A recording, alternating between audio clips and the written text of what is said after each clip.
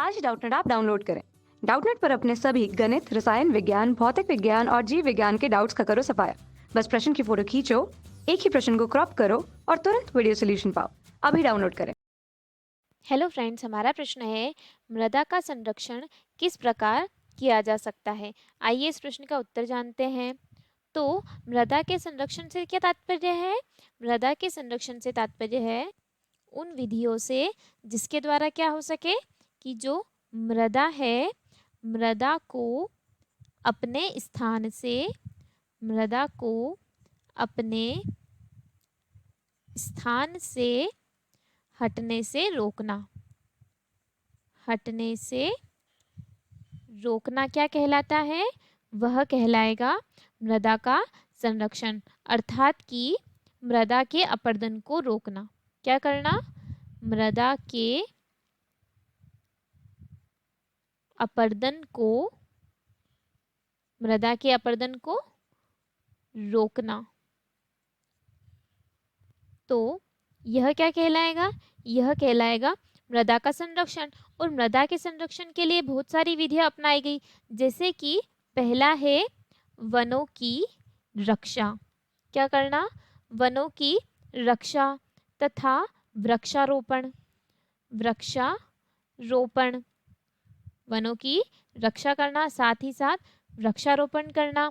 बंध का बनाना, बंध बनाना तथा भूमि का उद्धार करना। भूमि का उद्धार करना, साथ ही साथ बाढ़ नियंत्रण करना। बाढ़ों का क्या करना? नियंत्रण करना। बाढ़ नियंत्रण व अत्यधिक जो चराई होती है, मतलब कि चराई पर रोक लगाना। चराई पर रोक लगाना, क्योंकि चारा क्या होता है? जमीन में होता है और जो गायें भैंसें रहती है वह चराई करती है, तो जो मिट्टी की रहती है वह परत क्या हो जाती है? ढीली हो जाती है। तो जो मृदा है वह क्या है? मृदा बहुत ही महत्वपूर्ण संसाधन है। मृदा क्या है? बहुत ही महत्वपूर्ण संसाधन है।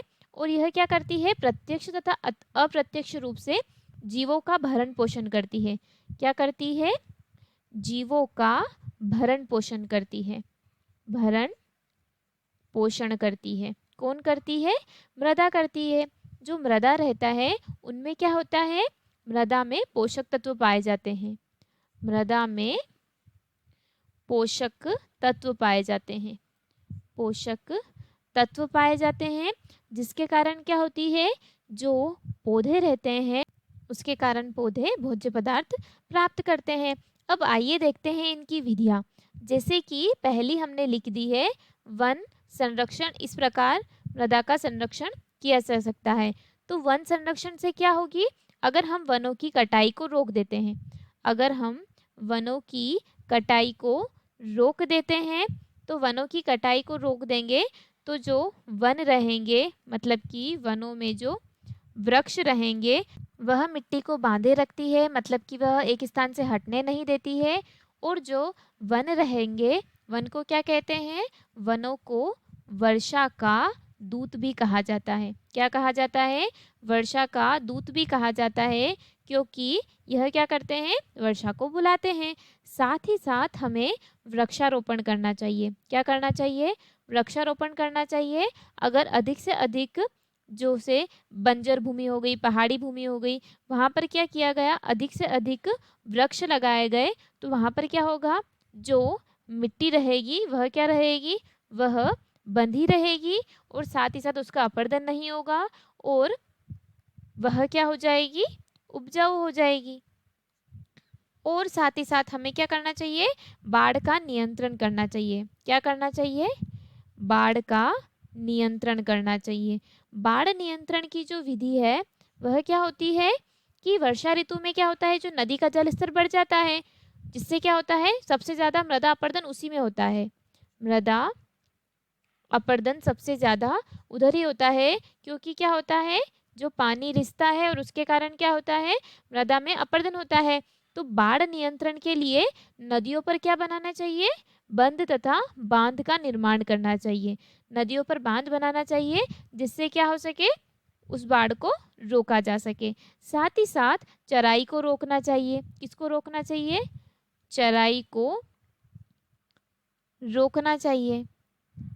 वह बंद बनाना चाहिए जिससे क्या हो सके, मृदा की उर्वरता बनी रहे। क्या बनाना चाहिए? बंद बनाना चाहिए जिससे मृदा की उर्वरता बनी रहे। इन कारणों से क्या होता है कि मृदा का संरक्षण किया जा सकता है। धन्यवाद दोस्तों, आशा करती हूँ कि आपको इस प्रश्न का उत्तर समझ आया होगा। कक्षा 6 से 12वीं से लेकर नीट, IIT, जेईई वो एडवांस के लेवल तक 1 करोड़ से ज्यादा छात्रों का भरोसा।